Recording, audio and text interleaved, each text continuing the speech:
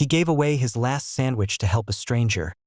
Years later, she walked into his life again, no longer pregnant, but holding the key to his future.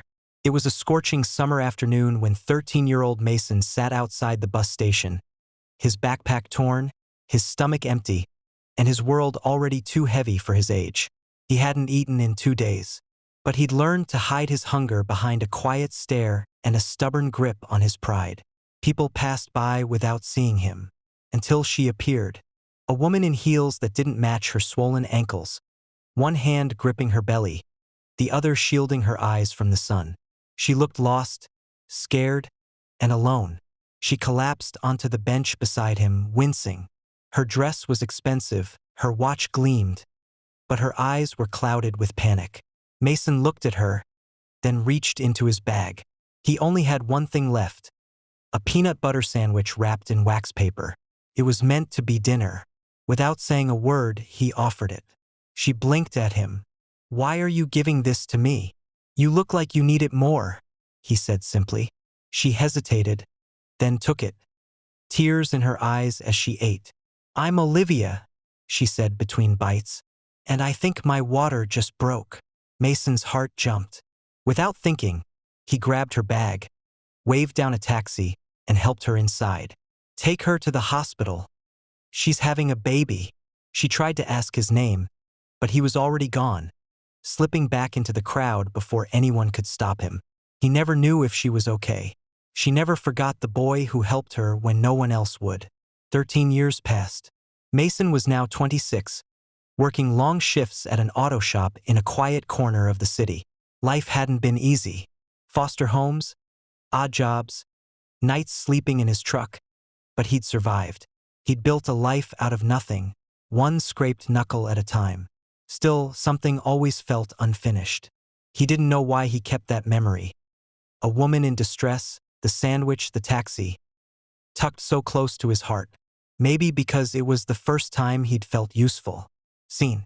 On an unusually cold Monday morning, a sleek black SUV pulled into the shop lot. Mason wiped his hands and walked over, expecting another routine oil change. But when the window rolled down, his breath caught. It was her. Older now, hair darker, dressed in a tailored coat. But the eyes, those same deep, uncertain eyes, locked onto his with a familiarity that made time fold in on itself. "I've been looking for you," she said softly. Mason stepped back, confused. "Ma'am, do I know you?" She smiled, a little unsteady. "I wasn't sure if you'd remember." Bus station. Sandwich.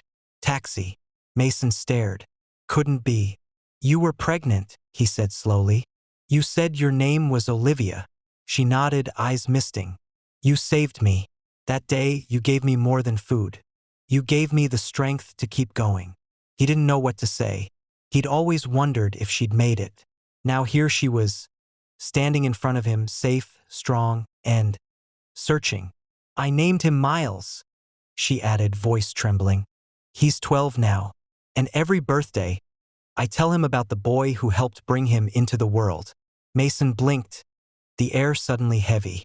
But Olivia wasn't done. "I never got to say thank you, until now." Mason followed Olivia into the lobby of the upscale hotel where she was staying. It felt like stepping into another world. Marble floors, golden elevators, soft piano music floating in the background. He kept glancing down at his grease-stained jeans, but Olivia didn't seem to notice. In her suite, photos lined the mantel. A boy with bright eyes and a crooked smile. Birthday parties, school plays, a soccer game. Mason paused in front of one. "That's him?" he asked quietly. "That's Miles," she said. "And that smile?" "He got it from the stranger who stayed calm when I couldn't."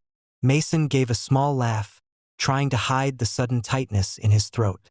Olivia sat across from him, folding her hands. "After Miles was born, I spent years rebuilding my life. I'd been left by his father, cut off by my family. You helped me when no one else did. And that moment changed everything." He didn't speak. What could he say? "I searched for you," she continued. "I even hired investigators. But no last name, no contact. It was like you vanished. Then last month, my SUV broke down near this neighborhood. I saw your name on the repair ticket. I came straight here. Mason rubbed the back of his neck. I never thought you'd even remember me. Olivia reached into her purse and pulled out something wrapped in a worn napkin. She opened it slowly. A wax paper sandwich wrapper, faded but intact.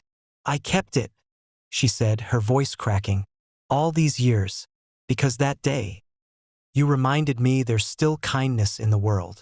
Mason stared at it, speechless. And then Olivia looked at him with a softness that caught him off guard. Mason, I run a nonprofit now. We build shelters for women in crisis, offer job training, housing, hope. I want you to help lead our new youth outreach center. Full salary, health benefits, your own office, everything you never got. He stared at her, stunned. I fix cars, he said quietly. I don't know anything about. You know how to show up when it matters, she interrupted. That's more than most people ever learn. Mason looked down at his hands. Rough, scarred, honest. For the first time, he saw them not as proof of survival, but of worth. 2 months later, Mason stood at the front of a brand new youth center, a place where kids with nowhere to go could find food, warmth, and someone who actually listened. The building was bright and open, painted in bold colors. A large sign above the door read, Miles' House, where second chances begin. He'd helped design it. He'd helped paint the walls. And now he was running it. Every afternoon, kids filed in. Some with bruised arms, some with empty stomachs, some with eyes that looked far too old for their age. Mason greeted them all the same way, with a nod, a sandwich, and a place to breathe. And every Friday, Olivia stopped by with Miles. The boy always brought him a peanut butter sandwich, wrapped just the way Mason had done that day at the bus station. You're part of our family now, Olivia told him once. You always were. You just didn't know it. One evening, as the sun dipped low and laughter echoed from the back room, a reporter from a local paper asked Mason how it all began. Why a mechanic with no formal degree was now changing lives. Mason smiled and said only one thing. I gave away a sandwich, and somehow it fed my whole future. Because sometimes the smallest act of kindness plants a seed in someone else.